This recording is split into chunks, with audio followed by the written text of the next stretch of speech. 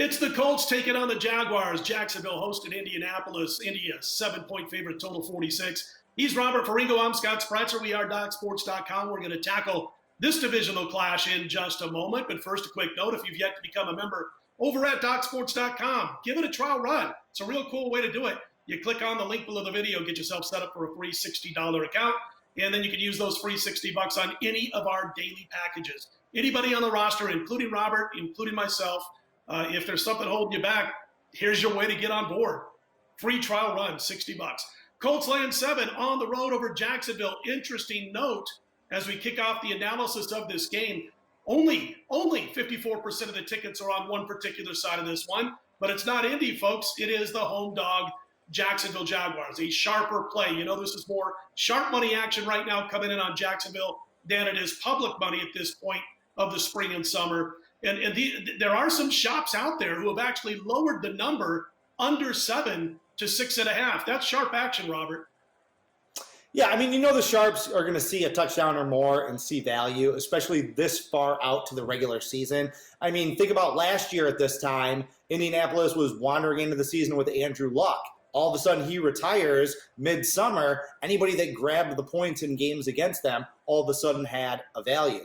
I think one of the things we touched on in one of our other videos is the success that home underdogs in week 1 have had, specifically divisional home underdogs. Divisional home underdogs in week 1 are 15-5 against the spread over the last 10 years. That's a 75% trend that honestly should be a pretty automatic play for most people in most situations.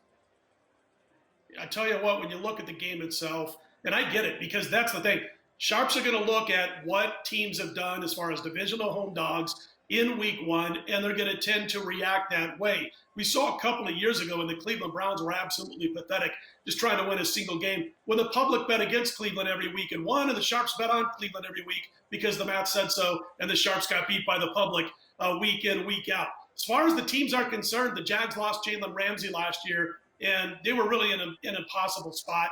He didn't want to be there. Now there's no secret that Yannick Ngakoue wants out. You know, there were plenty of rumors on draft day that he might be traded to the Raiders. It didn't come to fruition. I did like their first 2 picks in the draft. I don't think it's going to help a lot in year 1. Offense is bad. Defense is worse last year. I don't care if Gardner Minshew is truly ready to be a number 1. I just don't like this team. And I'm going to go against all those stats, and I have a feeling that you might agree with me on this one, that we're back at the Colts in this particular game, especially if you shop around and can find the 6.5. Yeah, that was it. Take all those numbers that I throw at the beginning and just throw them completely out of the window. Okay, I'm betting against the big trend here. One of the things that I look for, particularly early in the season, is I bet teams and not numbers. Okay. Now, if this was a Week 10 game, there might be different situational factors that play into this. I might look at this number and I'd lean towards the home underdog. All right.